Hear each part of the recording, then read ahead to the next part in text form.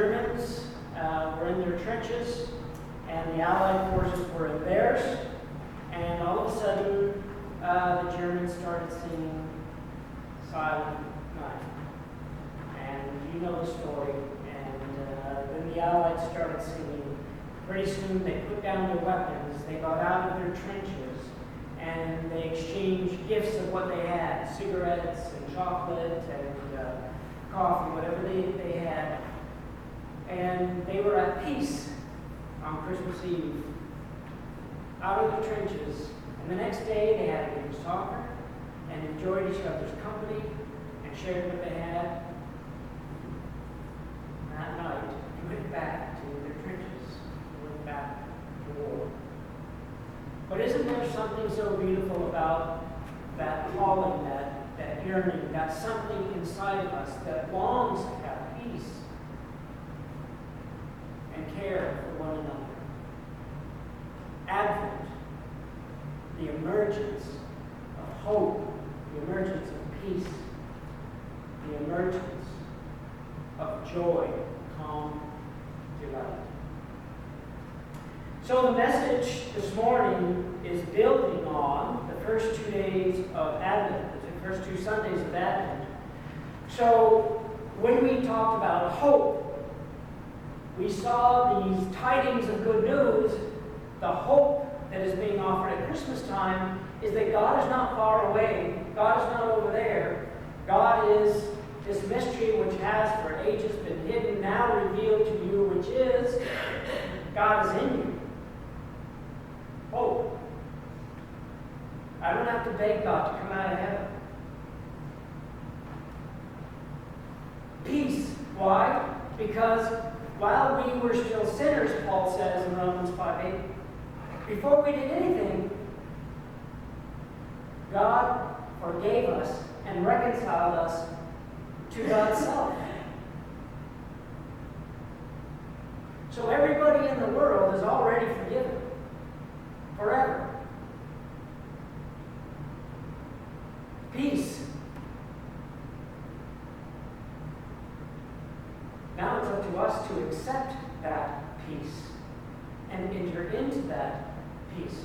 So the shepherds are out, and all of a sudden the sky lights up, and Luke chapter 2, and there's angels everywhere proclaiming glory to God in the highest. And these shepherds, imagine, this isn't a fairy tale. They were scared. And the angels say, "Fear not. For behold, we bring you good tidings of great joy." Guess what? God is not angry. He's already forgiven you. Good news. God is at peace with you. Oh, by the way, hope. God is not far away, needing to be begged out of heaven. He's actually in you, waiting to be discovered. Good tidings of great joy. So, what does today's reading have to do with great joy? Good tidings of great joy. Because here's this guy, John the Baptist. What does he do? He's the guy who comes around saying, the Messiah is coming, and he baptizes all these people, multitudes of people. All he does is tell the truth as God reveals it to him, and then Jesus shows up. This is the guy that actually baptizes Jesus, and hears a voice come out of heaven saying, "This is my beloved Son, in whom I'm well pleased." It's that John the Baptist, and then that John the Baptist who has given his life, who's taken the vow of a Nazarite, who lives in the desert. It's that John the Baptist who, for telling the king something the king didn't want to hear, Herod the Tetrarch, what did he say? He said, "Hey Herod, you're sleeping with your brother's wife. Probably not a good thing." And so Herod was not so happy. And so Herod throws John in prison. And then Herod has a big party and his brother's wife, Herodias. She has a daughter, and the daughter comes to the party, and the daughter, what does she do? She dances quite provocatively, and Herod becomes intoxicated, at least in one way and maybe more, and promises this girl anything in the kingdom. So the girl runs to her mom Herodias and says, what should I ask for? Well, what does mom say? Ask for John the Baptist's head. So here's this guy. All he ever did was do what God told him to do, tell the truth and point to the Messiah, and for it, he gets thrown in jail and is about to have his head cut off. And what does John do? He's like, what? Hey, calls a couple of his disciples over and says, go check out that Jesus. And ask him, are you really the one? How come I'm in prison?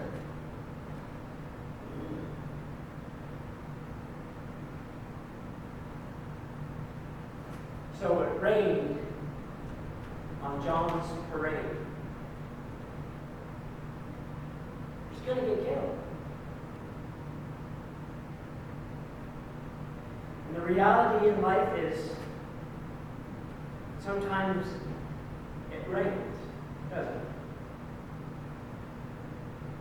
it? It rains in life.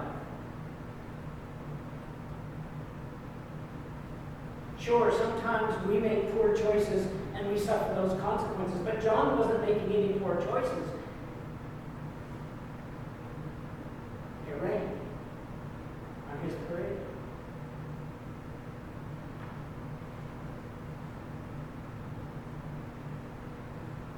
Joy, calm delight. I have a directee and I asked her permission to share her story with you. A beautiful lady, lives in, I won't say it on camera. So a few years ago, her husband, who was a physician, was lost to cancer.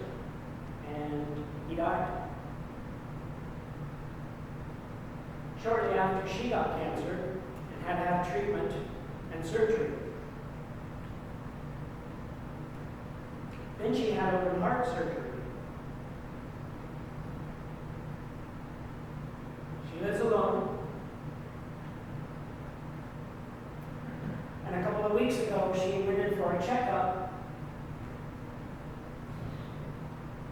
And they found a cyst on her kidney. Because sometimes it rains. And they said, you need to come back and have an MRI.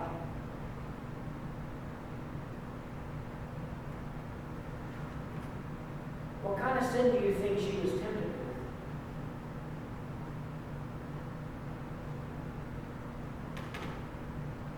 I'm all alone. Haven't I been through enough, God? What's going to happen? And by the way, she was an RN, so she knows about medicine. So she goes in for the MRI, but before she does, we have this session, and I felt led to share with her this verse, by your patience possess your souls, that we looked at. So that word patience, I told you, comes from two Greek words. Hupomeno, stay under. Stay under what? Stay under the awareness of God's presence and God's goodness. The hope and the peace that are promised us, that can give us calm delight regardless of our circumstances. And this person has been prone, sorry to say so on camera, to worry. And to trying to control things. And when things get out of control, this person really likes to control. So she said, as I went into the tube of that MRI, I laid there, and for the first time, Brent, in my life, I said, stay under. Stay under. God, I don't get this, I don't like this, but you are with me.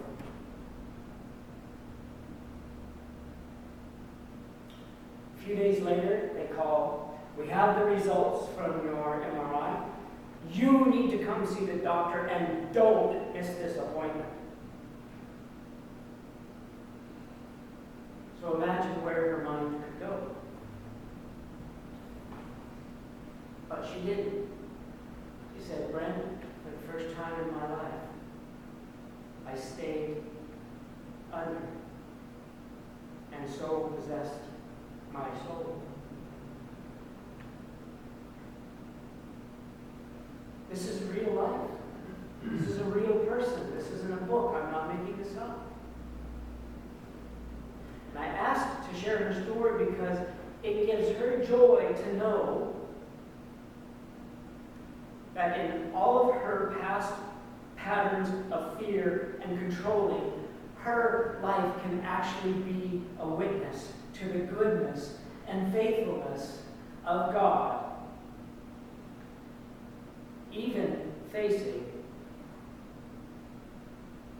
medical possibilities that could be devastating.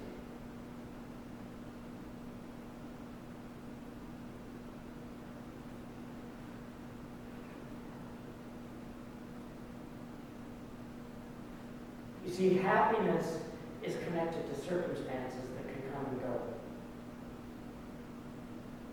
But joy, calm delight, doesn't depend on circumstances. Here's a lady going to an appointment that they could say, you're going to die. And she went to the appointment, guess what? With calm delight.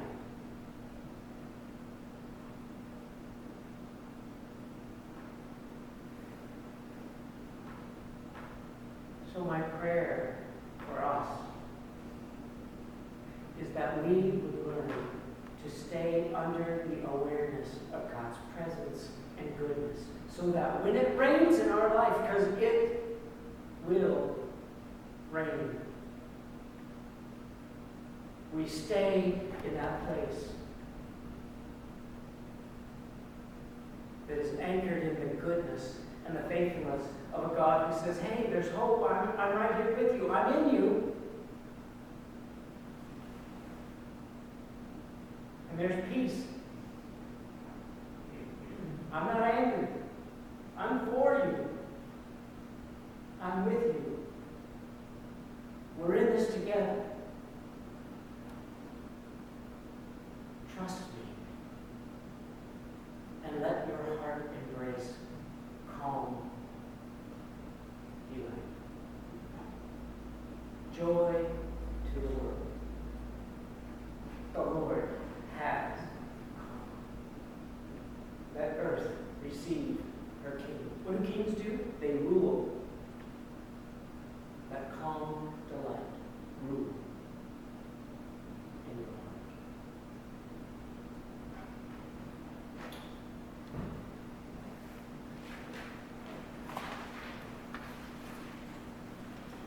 So are there prayer requests that you have this morning as we bring our concerns to God? What's on your heart?